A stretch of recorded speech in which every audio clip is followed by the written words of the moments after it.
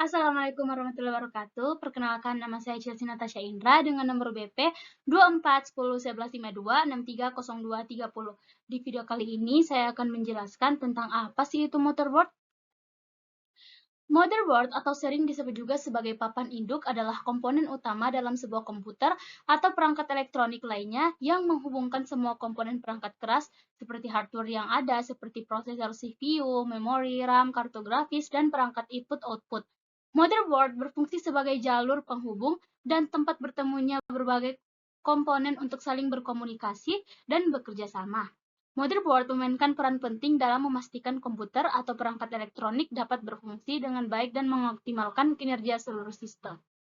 Lanjut, fungsi utama motherboard. Motherboard memiliki berbagai fungsi dasar yang sangat penting bagi operasi komputer. Di antaranya, yang pertama, menyediakan sumber daya koneksi untuk semua komponen. Motherboard menyediakan slot untuk pemasangan berbagai perangkat keras termasuk CPU, RAM, kartu grafis, dan hard drive. Selain itu, motherboard juga menyediakan jalur daya untuk memastikan bahwa komponen-komponen ini mendapatkan aliran listrik yang stabil dan cukup. Yang ketiga, menyediakan antarmuka untuk perangkat input dan output. Yang keempat, motherboard menghubungkan berbagai part seperti USB, HDMI, VGA, dan audio. Ini memungkinkan pengguna untuk menghubungkan perangkat eksternal seperti keyboard, mouse, dan monitor dan perangkat lainnya. Yang kelima, mengatur komunikasi antar komponen. Motherboard berfungsi untuk mengatur komunikasi antar komponen dalam sistem komputer menggunakan bus sistem. Bus ini menghubungkan berbagai perangkat dengan CPU dan memungkinkan mereka untuk bertukar data. Yang ketujuh, penyediaan fasilitas pengolahan memori dan penyimpanan. Yang ke-8, slot memori RAM dan penghubung penyimpanan yang ada pada motherboard.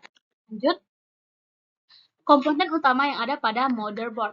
Berikut adalah komponen utama yang ada pada motherboard secara singkat ya teman-teman. Yang pertama itu CPU, soket, tempat untuk memasang CPU atau prosesor. Yang kedua, slot atau RAM, tempat untuk memasang RAM atau memori. Yang ketiga, chipset, mengatur komunikasi antar CPU, RAM, dan perangkat lain. Yang keempat, slot ekspansi, untuk memasang kartu tambahan seperti kartu grafis, kartu suara, dan lain-lain. Part input-output menghubungkan perangkat eksternal, USB, HDMI, audio, dan Ethernet. SATA dan M.2 slot untuk menghubungkan hard disk dan HDD dan SSD atau perangkat penyimpanan lainnya. Power connector, konektor daya utama dari power supply ke motherboard. Yang ke-8, baterai CMOS, penyimpanan pengatur BIOS, UEFI, dan waktu sistem. Yang ke-9, BIOS UEFI, firmware yang menjalankan sistem saat komputer dinyalakan. Yang ke-10, heatskin dan fan connector untuk pendinginan komputer terutama CPU dan chipset. Motherboard menghubungkan semua komponen ini untuk memastikan komputer berfungsi dengan lanjut. Ada motherboard tersedia, jenis-jenis motherboard. Motherboard tersedia dalam berbagai ukuran dan bentuk yang disebut form factor. Beberapa form factor motherboard yang umumnya adalah ATX.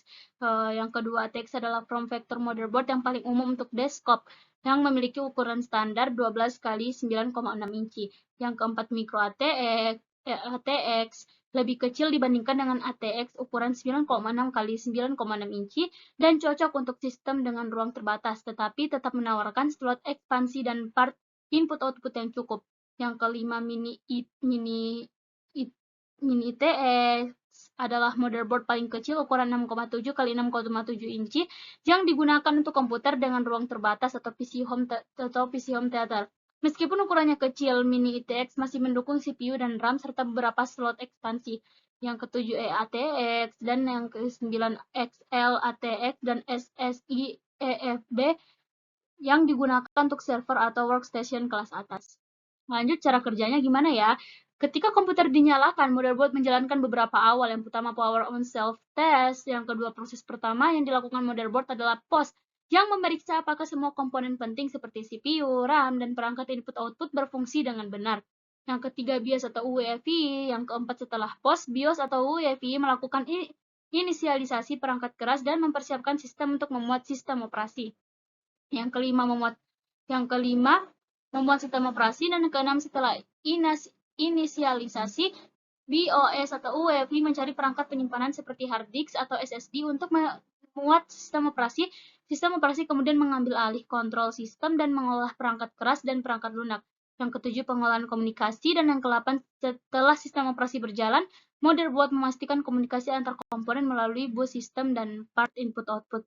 Yang kesimpulannya, motherboard adalah komponen utama dalam sebuah komputer yang berfungsi sebagai jantung atau penghubung antar perangkat keras. Semua komponen penting seperti CPU, RAM, kartu grafis, perangkat penyimpanan, dan berbagai part input-output terhubung melalui motherboard. Beberapa komponen utama pada motherboard meliputi CPU socket, slot RAM, chipset, slot ekspansi PCL, dan part input-output.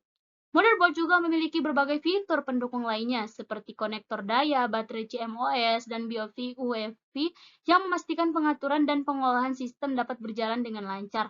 Selain itu, sistem pendinginan juga penting untuk menjaga suhu komponen tetap stabil agar tidak terjadi overheating. Secara keseluruhan, motherboard merupakan komponen esensial yang memastikan semua bagian dalam komputer dapat berfungsi secara terkoordinasi, memungkinkan perangkat keras dan perangkat lunak bekerja dengan optimal. Mungkin itu aja pembahasan saya tentang motherboard. Saya Chelsea Natasha Titik Indra. Wassalamualaikum warahmatullahi wabarakatuh. See you next time video.